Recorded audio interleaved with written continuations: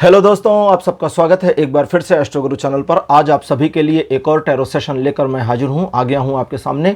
और आज का विषय है मैरिड लोगों के लिए, जिनकी शादी हो चुकी उनके लिए आज की ये रीडिंग है कि मैरिड कपल्स यानी शादीशुदा लोगों, आपके प्रेम संबंधों में आगे क्या होने वाला है। दैट मीन्स शादीशुदा कैसे रहेंगे आपके आगे के प्रेम संबंध, यही आज की इस रीडिंग का विषय है। और इसके लिए दो पाइल्स को बनाया गया है जिनके सिंबॉलिक्स आपकी स्क्रीन के ऊपर अब एक साथ दिखाए जा रहे हैं। पाइल नंबर 1 द लवर्स और pile number 2 two of cups. The lovers जैसा ही नाम से स्पष्ट है, आप समझ सकते हैं कि ये प्रेमी जोड़े, प्रेमी युगल को दिखाता है, इसलिए इसको पाइल सिंबॉलिक के रूप में लिया गया है। और टू ऑफ द कप्स दो लोगों के बीच एक अच्छी बॉन्डिंग, एक बढ़िया इमोशनल कनेक्शन को दिखाता है, इसलिए इसको सिंबॉलिक के रूप में लिया गया है। दोनों कार्ड आपके सामने आपकी स्क्रीन पर, जो अच्छा लगे उसे अपनी पाइल मानिए और अकॉर्डिंगली आज की रीडिंग को देखिए, ये आपके साथ रेजोनेट करेगी। हर बार की तरह इस बार भी टाइम स्टैम्प्स को डिस्क्रिप्शन और कमेंट सेक्शन दोनों जगह पोस्ट किए गए हैं ताकि आपको सुविधा हो जाए। अपनी पाइल की रीडिंग पर डायरेक्ट पहुंचने के लिए टाइम स्टैम्प के ऊपर क्लिक कर दीजिए, वीडियो आगे चला जाएगा और आप डायरेक्टली अपनी पाइल की रीडिंग पर पहुंच जाएंगे। मुझसे आज जो लोग पहली बार जुड़े हैं उनका एस्ट्रो गुरु चैनल पर मैं बहुत बहुत स्वागत करता हूं। आप सभी इस चैनल को सब्सक्राइब जरूर करिए, बेल आइकन भी प्रेस करिए, क्योंकि जब आप बेल आइकन प्रेस करते हैं तो नए वीडियोस की नोटिफिकेशन आपके फोन पर आनी शुरू हो जाती हैं। और मेरे रेगुलर व्यूअर्स और सब्सक्राइबर्स, आप सभी के सहयोग और प्यार के लिए बहुत बहुत आभार। आगे बढ़ने से पहले आपको बता दूं कि मैं एक प्रोफेशनल एस्ट्रोलॉजर, एक प्रोफेशनल टैरो रीडर भी हूं। तो आपकी स्क्रीन पर यह नंबर जो आ रहा है, इसके ऊपर आप संपर्क कर सकते हैं अगर आपको अपने लिए एक पर्सनल टैरो रीडिंग सेशन चाहिए या अपनी कुंडली आप मुझे दिखाना चाहते हैं। ये व्हाट्सएप नंबर है, तो इस पर कॉल नहीं करना है, इस पर मैसेज करिए। मैसेज के थ्रू सारी इन्फॉर्मेशन मेरी टीम मेंबर आपको प्रोवाइड करेगी और आपकी हेल्प करेगी मेरे साथ आपके सेशन को बुक करने में। तो चलिए आज की रीडिंग को शुरू करते हैं और आपकी पाइल में मिलते हैं।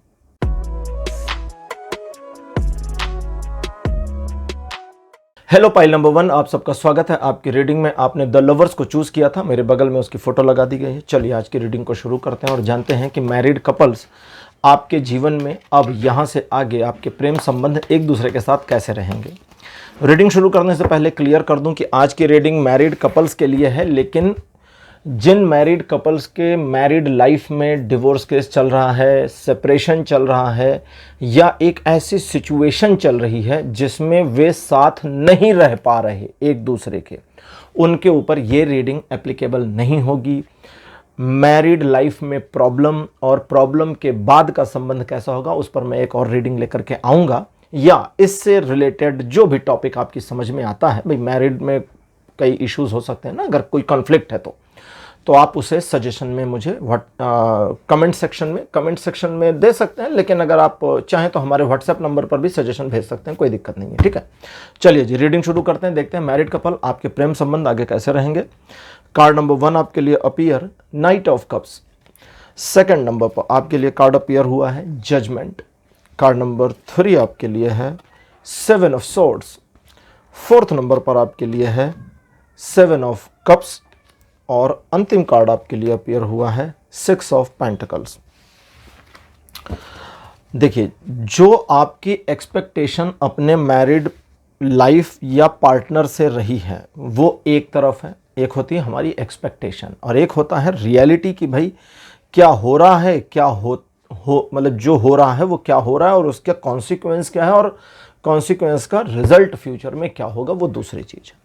तो पहला तो कहता है कि अगर आप एक सपने पर आधारित हैं, जो कि दिखता है अपने मैरिड लाइफ में, आपकी एक इमेजिनेशन है या एक कहें चाहत है, एक होप है, एक जिज्ञासा है कि भाई हमारा वैवाहिक जीवन इस लेवल का होना चाहिए, तो यहाँ पर यह कहता है कि भाई तुम दूसरे को काहे देख रहे इतना ज़्यादा, अपने पार्टनर की ओर इतना ज़्यादा काहे देख रहे कि भाई उसका बिहेवियर नहीं मैनेज हो रहा या उसके बिहेवियर में थोड़ी प्रॉब्लम दिख रही है। ये कहता अपने बिहेवियर को देखो ना यार, अपना वाला मैनेज करो, उसका वाला छोड़ दो, अपनी साइड का मैनेज करो। थोड़ा हम और पास्ट में चलते हैं। आपके मैरिड लाइफ में शुरुआत में चीज़ें बहुत पॉजिटिव अच्छी रही हैं, चीज़ें बहुत बढ़िया, 1-to-1 रिलेशनशिप बहुत प्यारा दिखता है, आप दोनों की अंडरस्टैंडिंग, इमोशनल बॉन्डिंग सब कुछ बहुत बढ़िया दिखती है।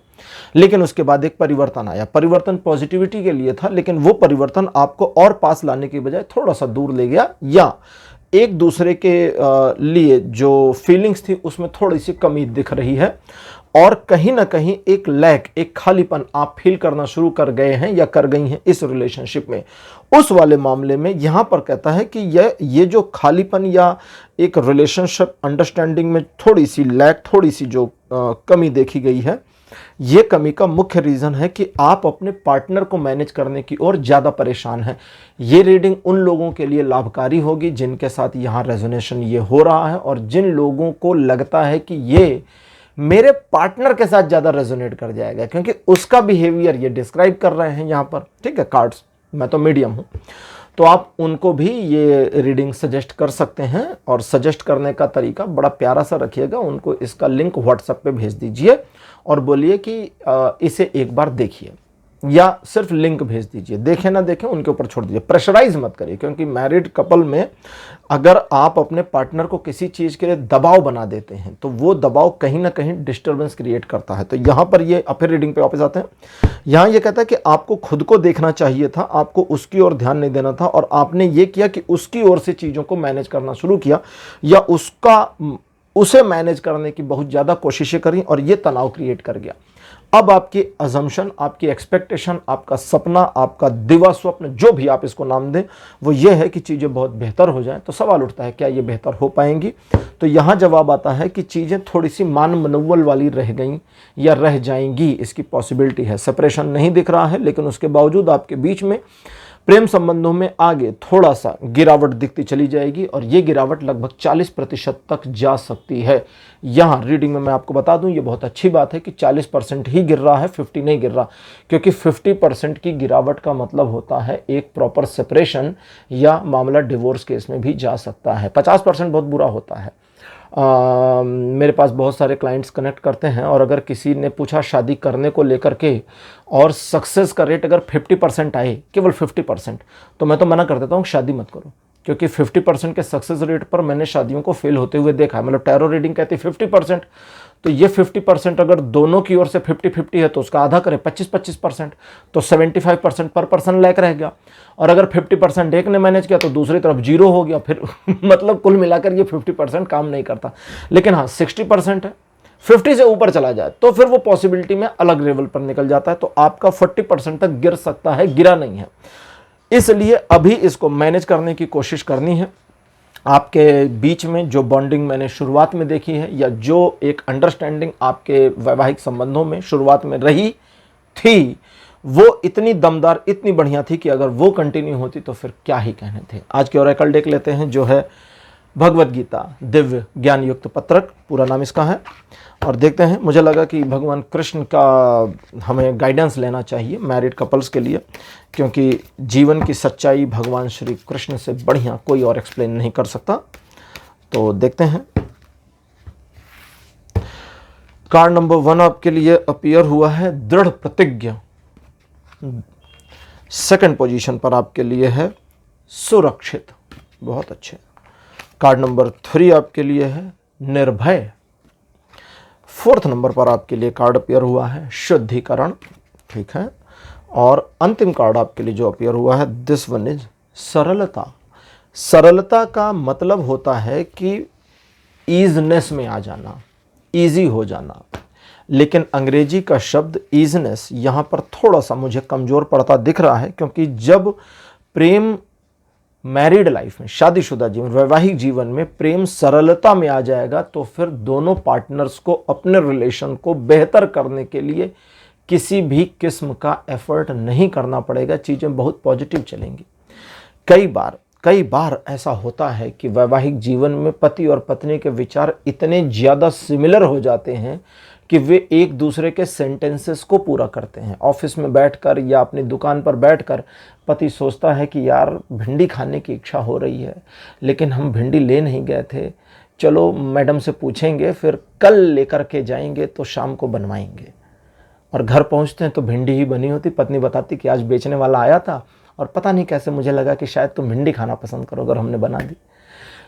ये चीज़ बहुत सारे, मतलब ऐसा नहीं है कि कोई ये रेयरेस्ट मामला है, बहुत सारे, बहुत कॉमन है ये, बहुत सारे कपल ये महसूस करते हैं। आपने भी संभवतः महसूस किया होगा कि जिस दिन आपका बाहर खाने का मन है, आपके पति को भी बाहर खाने का मन है, या पत्नी को भी बाहर खाने का मन है, बहुत सारे विचार मिलने लगते हैं। लेकिन कॉन्फ्लिक्ट तब आता है जब सरलता में नहीं रहते। जब आप सरल रहेंगे, पति पत्नी एक दूसरे के पूरक होते हैं। मैं आपको शास्त्रीय नियमों के अनुसार बता रहा हूँ। पत्नी पति को पूर्ण करती है, कंप्लीट करती है।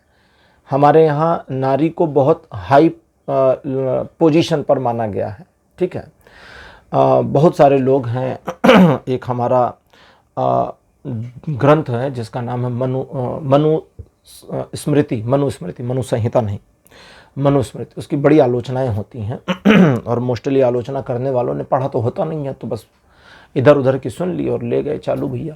जैसे अगर आलोचना करनी है तो हम किसी भी चीज़ की कर सकते हैं। आजकल भारत में एक फैशन चला है कि हम संविधान को बहुत मानते हैं, संवैधानिक होना चाहिए।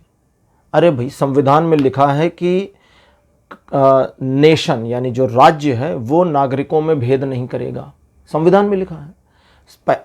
ये इनिशियल पे है, आगे के पेजेस को छोड़िए, पहले शुरुआती पेज पे लिखा है कि नागरिकों में भेदभाव नहीं होगा। फिर आपने आरक्षण लगाया, ये भेदभाव है, भेदभाव ही हुआ ये। भले आपने संविधान में ही डाल दिया, क्या फ़र्क पड़ता है, लेकिन भेदभाव तो डाल दिया ना। जैसे मैं तो कई बार दिल्ली में रहता हूँ, मैं कई बार मजाक में कहता हूँ, और ये मैं मजाक में ही कहता हूँ, इससे सीरियस नहीं लीजिए, मैं मजाक में ही कहता हूँ। मैं कहता हूँ कि दिल्ली मेट्रो में महिलाओं के लिए आगे का डिब्बा आरक्षित है, रिजर्व्ड है, उसमें पुरुष नहीं जा सकते। इक्वलिटी तो यह है कि पीछे का डब्बा पुरुषों के लिए करिए, आगे भाई साहब घुसे तो चालान मारिए, पीछे मैडम आए तो चालान मार दीजिए, दोनों करिए ना। महिला सीट लिखा हुआ है, कहीं कहीं पुरुष सीट भी लिख दीजिए ना, उस पर मैडम बैठी हो तो उठा दे कि मैडम उठो, ये तो पुरुष सीट, आप कैसे बैठ गई। तभी इक्वलिटी आएगी। इक्वलिटी तो चाहिए, लेकिन फिर इक्वलिटी किसी को नहीं चाहिए, क्योंकि दुनिया ऐसे ही है। तो आपके वैवाहिक जीवन में जितना सरलता हो जाएगी, आप दोनों के रिलेशन में जितना कंफर्टनेस आ जाएगा, जितना रिलेशन को चलाने के लिए मेहनत नहीं करनी पड़ेगी, उतना बढ़िया ग्रो हो जाएगा। और जितना बनाना पड़ेगा कि अरे यार मैंने खाना बनाया, बंदा खाना खा के नाराज ना हो जाए, तो 2 कौड़ी का ऐसा रिलेशनशिप है, 2 कौड़ी का रिलेशन है ऐसा, इसकी कोई कीमत ही नहीं है। 2 कौड़ी भी ज़्यादा ही हो गई। होना तो ये चाहिए कि अगर खराब भी बना तो पति बताए कि आज क्या मूड खराब था, क्या आज थोड़ा स्वाद नहीं आ रहा, तो पत्नी चेक करेगी कि अच्छा अरे ये कमी है। क्योंकि कई बार पत्नियां कई बार ऐसा हो जाता है कि खाना बनाती हैं और खुद नहीं टेस्ट करती हैं। कई बार बड़ा कॉन्फिडेंस होता है कि हमने अच्छा बनाया, कई बार गलती हो जाती है। तो यहाँ पर आपके लिए जो ये कहता है सबसे पहले तो अगर इस रिलेशन में पॉजिटिविटी चाहिए, और चूंकि वो पॉजिटिविटी पहले रही है और फिर से पॉसिबल है, वो जो लैक बना हुआ है, वो जो कमी खलती है, हो सकता है दुनिया को ना दिखे, दुनिया की नज़रों में आप परफेक्ट कपल हो, लेकिन आपको अंदर से तो पता ही है। वो कमी कैसे दूर करेंगे, कहता पहले तो दृढ़ प्रतिज्ञ होइए एक दूसरे के प्रति। दृढ़ प्रतिज्ञ का मतलब होता है लॉयल्टी। अब लॉयल्टी में ना कई कॉन्फ्लिक्ट होते हैं। जैसे किसी के साथ में था, तो उनकी पत्नी ने कहा था कि तुम किसी और के चक्कर में नहीं पड़ोगे। तो मैंने कहा कि ये क्या वचन लिया गया है? बोले हाँ वचन लिया है। मैंने कहा फिर? बोले तू देखने पे पाबंदी नहीं है, देख सकता हूँ, सुंदर लड़कियाँ देख सकता हूँ, लेकिन किसी के साथ मैं अप्रोचमेंट में नहीं जा सकता क्योंकि मैंने वचन दे दिया है। तो मैंने कहा कि ये तो बड़ी ब्यूटीफुल बात है आपके रिलेशन की, क्योंकि देखने को इनकार कैसे कर सकता है कोई, देखने को कोई इनकार कैसे कर सकता है। तो दृढ़ प्रतिज्ञा का मतलब कि आपका उसके प्रति, उसका आपके प्रति एक बॉन्डिंग का संकल्प होना चाहिए, जहां आप एक, अब दोनों कार्ड्स की इंटरप्रिटेशन आ रही, जहां कहते हैं कि आप एक दूसरे के बारे में असुरक्षा न महसूस करें, असुरक्षा न महसूस करें। ठीक है। एक जोक है कि एक सज्जन थे, वो एक पार्टी में गए और एस.के. मित्तल, जोक है कि मिस्टर एस.के. मित्तल एक पार्टी में गए और वहाँ रॉबर्ट की वाइफ बड़ा सुंदर ड्रेस पहन कर आई थी। रॉबर्ट की वाइफ को उन्होंने डांस के लिए प्रपोज किया, वो उठ गई, नाचने लगी। और घूम घूम कर रॉबर्ट की वाइफ के साथ डांस कर रहे थे। रॉबर्ट बड़ी देर तक देख रहा था कि अब होगा मामला खत्म, अब होगा मामला खत्म, अब होगा। आधे घंटे हो गए तो रॉबर्ट गया गुस्से में और मिस्टर मित्तल का कॉलर पकड़कर कहा कि अबे तू अपनी बीबी के साथ क्यों नहीं नाचता। तो उन्होंने बड़े प्यार से उसका हाथ हटाया, कहा देखो अगर उसी के साथ डांस करना होता तो यहां नहीं आते, फिर घर पे डांस कर लेते। तो यहां तो आए ही इसलिए किसी और के साथ नाचे। अब इसमें कॉन्फ्लिक्ट तो जोक था। अब इसमें सिचुएशन हम समझेंगे कैसे। अगर मेरी वाइफ किसी से बात कर रही है और मैं असुरक्षा महसूस करूं तो फिर मुझे तो उस पर भरोसा ही नहीं हुआ। या मैं किसी से बात कर रहा हूं और मेरी वाइफ असुरक्षा महसूस करे तो फिर ये गड़बड़ हो गया, उसे मुझ पर भरोसा नहीं। भरोसा तो वो होना चाहिए कि अगर वो किसी से बात कर रही है और मैंने देखा तो मैंने कहा हाँ होगा, कुछ बातचीत होगी, कर रही होगी। असुरक्षा की भावना नहीं होनी चाहिए। जब आप एक दूसरे के प्रति लॉयल्टी में आ जाएंगे कंप्लीट। देखिए लॉयल्टी में भी क्या होता है ना कि जरूरी नहीं कि किसी के साथ अफेयर रिलेशन में ही चले जाएं।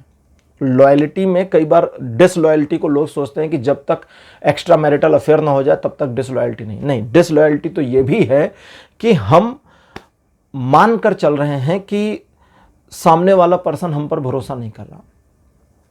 पहले तो हमें भरोसा करना है, मुझे भरोसा करना है उस पर, लेकिन अगर मैं ये मानूं कि वो मुझ पर भरोसा नहीं कर रही तो मैं डिसलॉयल हूं। मुझे पहले मानना होगा कि उसका मेरे ऊपर पूरा विश्वास है।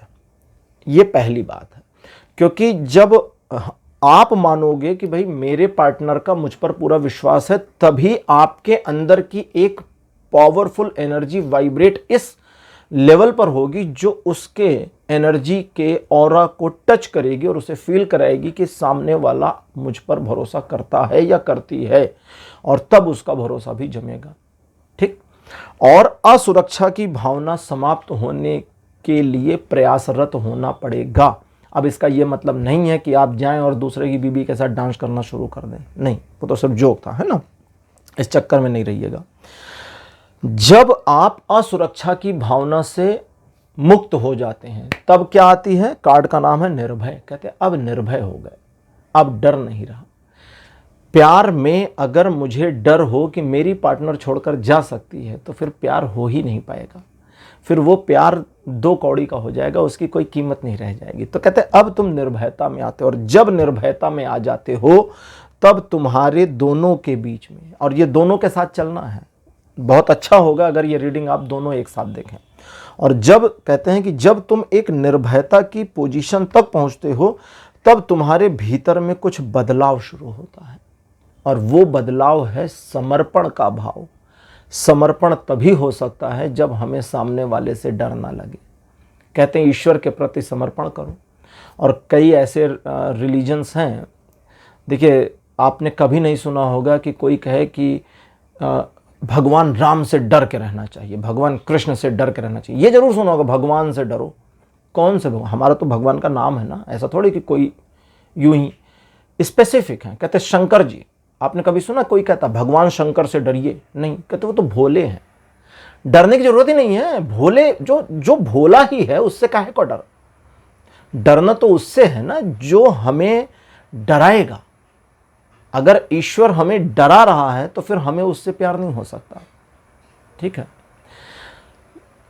तो यहां पर जब तक आपका अपना भय अपने पार्टनर के साथ और पार्टनर का भय आपके साथ समाप्त नहीं हो जाता, तब तक आपके भीतर में वो ट्रांसफॉर्मेशन नहीं होगा जो आपको सरलता तक ले जाए। और इस रिलेशन में फ्यूचर कहता है कि आप दोनों थोड़ा सा अगर चीजों को मैनेज करें, अपने अपने पॉइंट्स को मैनेज करें, दूसरे के नहीं। हम हमेशा दूसरे को सुधारने में लगे रहते हैं, इसको ठोक पीट के सही करो। अरे खुद को सही करो ना।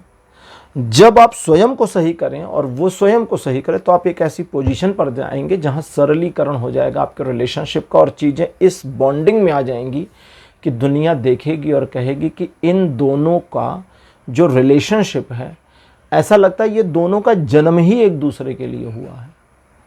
सोचा ही नहीं जा सकता अलग अलग दोनों को। इस लेवल तक इस रिलेशन के पहुंचने की पॉसिबिलिटी 60% पर है, लेकिन ये 60% प्लस में तब कन्वर्ट होगा जब आप अपने वाले पाले को मजबूत करें, दूसरे के पाले को नहीं। अपना ठीक करो, उसका वो ठीक करे, बस चीजें ठीक। पाइल नंबर 1 रीडिंग कंप्लीट हो गई।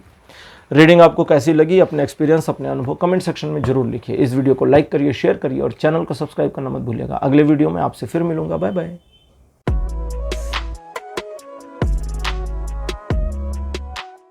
हेलो पाइल नंबर 2, आप सबका स्वागत है आपकी रीडिंग में। आपने 2 ऑफ कप्स को चूज किया था, मेरे बगल में उसकी फोटो लगा दी गई है। चलिए आज की रीडिंग को शुरू करते हैं और देखते हैं कि वैवाहिक जीवन यानी शादीशुदा जीवन, आगे प्रेम संबंध आपके कैसे रहेंगे। कार्ड नंबर 1 आपके लिए है द सन। सेकंड पोजीशन पर आपके लिए है S of pentacles.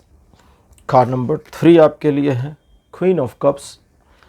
Fourth position पर आपके लिए है क्वीन ऑफ पेंटिकल्स और अंतिम कार्ड आपके लिए है टेम्परेंस। एक लाइन में कहें तो आपके प्रेम संबंध अच्छे रहेंगे, बढ़िया चलेंगे और जीवन पर्यंत चलेंगे। किसी प्रकार का कोई बहुत बड़ा कॉन्फ्लिक्ट, छोटी मोटी तू मैं को हम छोड़ दें, जो कि वैवाहिक जीवन का आधार है, वैवाहिक जीवन का पार्ट है, वैवाहिक जीवन का आनंद है। नोक झोंक ना हो तो फिर मज़ा भी नहीं आता वैवाहिक जीवन में, तो नोक झोंक बहुत आवश्यक है। ठीक है, मैं एक दिन सुन रहा था, एक अनिरुद्ध महाराज हैं, उन्होंने कहा अपनी पत्नी के लिए भोजन परोस कर देना चाहिए, बनाना चाहिए, सीखना चाहिए। बस मैं वहीं समझ गया उनके सुंदर वैवाहिक जीवन का रहस्य क्या है। चलिए, खैर किचन में तो मैं भी बहुत मदद करता हूं। आपके वैवाहिक जीवन में मैं सही कहूं तो मुझे कोई बहुत बड़ा इशू नजर नहीं आता, सिवाय एक के कि आप अपने आप को स्वयं के ही ईगो में कई बार पीस ले जा रहे हैं। पीसना समझते हैं ना, चकनाचूर कर देना। स्वयं के ही ईगो में स्वयं को ही चकनाचूर करते हैं, मतलब स्वयं में ही इमेजिनेशन करना, स्वयं में ही कॉन्फ्लिक्ट बनाना और स्वयं ही उस इमेजिनेशन के अंदर स्ट्रेसफुल हो जाना और स्वयं ही उससे रिलीज भी हो जाना। तो ये कई सारी चीज़ें चल रही हैं, लेकिन अगर एक सिंगल ग्लांस में देखें तो वैवाहिक संबंध ठीक दिख रहा है। वैवाहिक संबंध में वर्तमान में चीज़ें बहुत पॉजिटिव दिख रही हैं। आप दोनों फॉर्चुनेट फील करे हैं, करते थे, करते हैं कि आप एक दूसरे के साथ हैं और आपका भविष्य एक दूसरे के साथ बहुत ही संतुलित अवस्था में आगे चलने वाला है। ईश्वर की कृपा आप पर ऐसी रहने वाली है। चलिए आज के ओरेकल डेक लेते हैं और देखते हैं कि ओरेकल डेक आगे क्या इन्फॉर्मेशन देती है। अभी तक तो यही दिख रहा है कि पाइल नंबर 2 आपकी रीडिंग बहुत जल्दी समाप्त हो जाएगी। कई बार कई लोग मुझसे कहते हैं कि कोई पाइल की रीडिंग बहुत लंबी जाती है, किसी किसी की बड़ी छोटी जाती है। कई बार पाइल नंबर 1 बहुत बड़ा होता है, पाइल नंबर 2 छोटा होता है, तीसरा बहुत बड़ा हो जाता है। ऐसा कैसे है? तो इसका रीज़न है कि भाई मैं अपनी मर्जी से नहीं करता ना, वरना तो मैं टाइमर लगाता कि भाई इतने टाइम तक खींचना है इलास्टिक की तरह। जो आता है वो बताता हूँ। जहाँ पर ये चीज़ों को क्लोज़ कर देते हैं वहाँ मैं भी क्लोज़ कर देता हूँ। कई बार आपने ध्यान दिया होगा कि मैं कुछ बोलना चाहता हूँ लेकिन रुक जाता हूँ। पहला कार्ड आपके लिए अपीयर है, यह है कल्याण कार्य। सेकंड नंबर पर आपके लिए है सहनशील। कार्ड नंबर 3 आपके लिए है निष्काम। फोर्थ नंबर पर जो कार्ड है ये है गंभीरता। अच्छा जी, निष्काम और गंभीरता एक साथ। और अंतिम कार्ड है भक्ति। भक्ति का कार्ड मुझे इस पूरी डेक में सबसे प्रिय लगता है। उसका कारण सिर्फ इतना सा है, जिन्होंने भी इस डेक को डिज़ाइन किया है, भक्ति के कार्ड पर देव ऋषि नारद को अंकित किया गया है, उनकी छवि है। और देव ऋषि नारद के बारे में जब भी सोचता हूँ तो बस मन में एक ही विचार आता है, नारायण नारायण। मेरे किसी एक वीडियो में मैंने कहा था, कई लोग उनके इस नारायण नारायण के वाक्य को गलत समझते हैं। टीवी सीरियल्स ने तो मजाक वाला स्टाइल में बना दिया कि नारायण नारायण, सब मजाक में चल रहा है। लेकिन वस्तुतः इसका अर्थ क्या है? देव ऋषि नारद का जन्म ही विष्णु भक्ति के लिए हुआ है और कोई पर्पज नहीं है लाइफ का। भगवान विष्णु की भक्ति के अलावा कोई लाइफ का पर्पज नहीं। और जिसकी जीवन का पर्पज है नारायण की भक्ति करना, उसके मुख से अनायास निकलेगा नारायण नारायण। ये जगत क्या है? नारायण नारायण। जगत में सब लोग कौन है? नारायण नारायण। मैं कौन हूँ? नारायण नारायण। तू कौन है? नारायण नारायण। ये दुनिया कब तक रहेगी? नारायण नारायण। समाप्त हो जाएगी तब क्या रह जाएगा? जब दुनिया नष्ट हो जाएगी तब कौन रह जाएगा? नारायण नारायण। समाप्ति के बाद फिर क्या होगा? नारायण नारायण। सब नारायण ही नारायण है और नारायण के अतिरिक्त तो कुछ भी नहीं है। तो वहीं से शुरू और वहीं से खत्म है। ये कहते हैं कि आप दोनों अपने रिलेशनशिप में और ज़्यादा बेटरमेंट के लिए अपने आप को ऐसे कार्यों में लिप्त करें जिसमें आप एक दूसरे को पुश करें आगे बढ़ने में। अगर आपकी वाइफ प्रोफेशन में है, प्रोफेशन मतलब कार्यक्षेत्र में है, तो उसे सपोर्ट करें, पुश करें। आपके हस्बैंड एक प्रोफेशन में है, उन्हें सपोर्ट करें, पुश करें। पुश करने का भी ये मतलब नहीं कि पीछे से हाथ लगा और धक्का मारना शुरू कि चल आगे चल आगे चल आगे, नहीं तो तुम्हें ऐसी तैसी, वो वाला पुश नहीं। पुश का मतलब सपोर्ट, और वो भी पॉजिटिव। साथ ही साथ में इस चीज पर भी ध्यान दें कि आप दोनों साल भर में कोई ना कोई एक ऐसा कार्य जरूर करें जो सामाजिक कल्याण से जुड़ा हुआ हो। कुछ भी नहीं कर सकते, अगर कुछ भी नहीं कर सकते तो किसी चैरिटी में, किसी ट्रस्ट में कुछ डोनेशन दे दीजिए, कई बार होता है। या किसी मंदिर में कई बार ट्रस्ट बने होते हैं, सेवार्थ धर्मार्थ कार्य होते हैं, उसमें कर दीजिए। आपका साल भर में आपके घर के आसपास एक बार भंडारा आयोजित हो रहा है, उसमें थोड़ा बढ़कर हिस्सा ले लीजिए। एक बोरी आटे की जगह कुछ अरेंजमेंट और श्रम भी, यानी कि फिजिकली भी प्रेजेंट हो जाइए श्रम करने के लिए, लेकिन दोनों लोग का सहयोग होना चाहिए। अभी दोनों लोगों का सहयोग कैसे करेंगे? जैसे मान लीजिए कहीं पर आपके घर के पास कोई भंडारा आयोजित होना है और आपने सोचा कि चलो यार इस बार हम बहुत मिनिमम में बता रहा हूँ 1100 रुपया दे देते हैं। वो अलग बात है कि आप अपने हिसाब से बढ़ा ले जाएं। अब उस 1100 में पति पत्नी अगर दोनों वर्किंग हैं तो फिर दोनों लोगों का 500-600 रुपये पार्ट हो जाना चाहिए दोनों का। और अगर दोनों वर्किंग नहीं हैं तो जो नॉन वर्किंग है, देखिए कई बार आज की सोसाइटी बहुत बदल गई है। आप लोगों को शायद बहुत लोग ऐसे नहीं होंगे जिनको पता होगा कि बहुत सारे ऐसे कपल भी हैं जिसमें पति काम नहीं कर रहा, पत्नी ही काम कर रही है, पति घर संभाल रहा है। बहुत रेयर है, बहुत थोड़े से, बट हैं। तो जो भी वर्किंग नहीं है, पति या पत्नी दोनों में से, उसे योजना बनानी है और वर्किंग पार्टनर को पुश करना है थोड़ा सा कि भाई हम इस धर्मार्थ कार्य में लगें। लेकिन इसमें इस तरह नहीं लगना है कि भाई अपनी जेब काट के देना है, ऐसा नहीं कि मन मार के नहीं, खुशी से देना है। और इस कार्य में लगने के बाद इस कार्य से होने वाली अनुभूति को दोनों लोगों को फील करना है। फील कैसे करेंगे, इसके बारे में चर्चा करें, बातचीत करें। आप किसी मंदिर में गए और आपने देखा कि वहाँ पर एक छोटा सा ट्रस्ट बना है गरीब बच्चों के लिए, आपने वहाँ पर देना है कुछ, तो देने से पहले पता करिए, मिलिए वहाँ पुजारी से, मिलिए, भाई ये ट्रस्ट कौन चला रहा है, क्या कर रहे हैं, कैसे कर रहे हैं, उसके बारे में थोड़ी जानकारी करिए। हम कुछ देना चाहते हैं लेकिन पहले जानना चाहते हैं। वे अगर नहीं बताते, कई बार थोड़ा बदमाशी भी होती है, नहीं बताते, अरे हमको पता नहीं है, वो तो छोड़ दीजिए, फिर फालतू का है। वो हो सकता है फ्रॉड वाला हो, किसी ने वैसे ही बोर्ड लगाया हो। जब आपने सारी जानकारी करी फिर उसमें डोनेट करिए, थोड़ा करिए, बहुत ज़्यादा मत करिए। 1000-500 कर दीजिए साल भर में एक बार, अधिकतम आप जो भी ले जाना चाहें सीमा आपकी मर्जी। और वो करने के बाद उसका समाज में क्या प्रभाव पड़ा, आपके जीवन पर क्या प्रभाव पड़ा, आपके मन पर क्या प्रभाव पड़ा, इसके बारे में विचार करें, चर्चा करें, अपने साथी के साथ थोड़ी बातचीत कर लें। ठीक, कार्य धर्मार्थ होना चाहिए, सामाजिक होना चाहिए। सामाजिक कार्य धर्मार्थ ही हुआ। ठीक, इसको याद रखिएगा। अगला कहता है कि जो एक ईगो वाला मामला चल रहा है, हो सकता है कि ये ईगो वाला मामला ना केवल अपने साथ चल रहा हो, आपके पार्टनर को पता ही ना हो, दूसरे को पता ही ना हो, खाली अपने में चल रहा हो और अपने में ही थोड़ा डिस्टर्बेंस होकर अपने में ही समाप्त हो रहा हो। तो ये कहते हैं कि उस ईगो वाले मामले में अपने आप को इस पोजीशन पर ले जाना है जहां आप ये फील करें और सोचें, जैसे कह रहा हूं ऐसे सोचिए कि मुझे अपनी सहनशीलता को बढ़ाना होगा, यानी कि हम अंडरस्टैंडिंग बढ़ाएंगे। मैं खुद अपनी अंडरस्टैंडिंग को बढ़ाऊंगा कि ठीक है, 2-4 चीज़ें थोड़ी सी तुम ज़्यादा कर लो, 2-4 चीज़ें ना करो, हाँ ठीक है, इतना कोई दिक्कत नहीं है। ठीक, वो करने का बेनिफिट ये होगा कि आपके बीच का दिल का जुड़ाव, हृदय का जुड़ाव और मजबूत होगा, गहरा होगा। और जब वो गहरा होगा तो आपको पता कैसे चलेगा? पता ऐसे चलेगा कि कई बार कुछ मामलों में आपको ऐसा लगेगा कि मुझे अपने पार्टनर के साथ में इस वाले मामले में उसे किसी डिस्टर्बिंग सिचुएशन में नहीं फंसाना चाहिए। या कोई काम है, भले वो बहुत छोटा सा है, आप काम कर रहे हैं, एक गिलास पानी उठ के लेना है, कभी कभी फीलिंग में आएगा कि मैं खुद ही जाके ले आता हूँ, बैठी हुई है फ़ोन चला रही है, चला लेने दो, ठीक, या पत्नी है, पति टीवी देख रहा है, आपने कुछ सोचा कि भाई उस कमरे से मैं ये सिल रही हूँ, जरा वो सुई धागे का डब्बा ले आ दो, तो आप खुद उठ के चली जाएंगी। एक होता है ना कि हम करें, आप जानबूझकर करें, नहीं, एक है कि खुद से फीलिंग आ जाएगी, तो वो उस पोजीशन पे आप पहुंच जाएंगे अगर यहाँ तक चले तो। और जब इस पोजीशन पे पहुंच जाएंगे तो आपके रिलेशन में और ज़्यादा इम्प्रूवमेंट, सीरियसनेस और कनेक्टिविटी बननी शुरू हो जाएगी।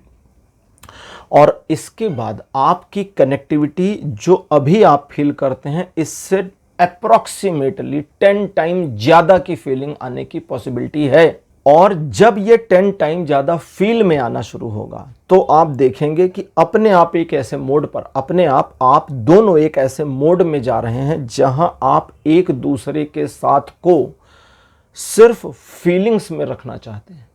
कई बार होता है ना कि भाई हमें तो साथ चाहिए फिजिकल बहुत ज़्यादा, और एक होता है फीलिंग्स में बहुत ज़्यादा चाहिए, तो ये फीलिंग्स में उतरना शुरू हो जाएगा। और साथ ही साथ आपके भीतर उसके लिए पॉजिटिविटी और उसके भीतर आपके लिए पॉजिटिविटी बहुत हद तक गिर जाएगी। और आप कहेंगे कि हम एक, अभी जैसे प्रेजेंट टाइम में आप ये शब्द नहीं बोल सकते जो मैं बोलने जा रहा हूँ, लेकिन वो टाइम आपके जीवन में अवश्य आएगा, आ सकता है, जब आप कहेंगे कि हम एक परफेक्ट और बैलेंस्ड कपल हैं, हम बहुत परफेक्ट हैं और बहुत संतुलित हैं, हमारा संतुलन इतना बढ़िया है जिसे कोई हिला नहीं सकता, न तोड़ा जा सकता है, न हिलाया जा सकता है, ये इतना सध जाएगा। और उसे हम कहेंगे कि अब आप एक परफेक्शन में आ रहे हैं, और वो परफेक्शन फिर एंजॉय करिए, लाइफ में खुश रहिए। पाइल नंबर 2 आपकी रीडिंग कंप्लीट हो गई है। आज की रीडिंग आपको कैसी लगी, अपने एक्सपीरियंस, अपने अनुभव कमेंट सेक्शन में जरूर लिखिए। इस वीडियो को लाइक करिए, शेयर करिए और चैनल को सब्सक्राइब करना मत भूलिएगा। अगले वीडियो में आपसे फिर मिलूंगा। Bye bye.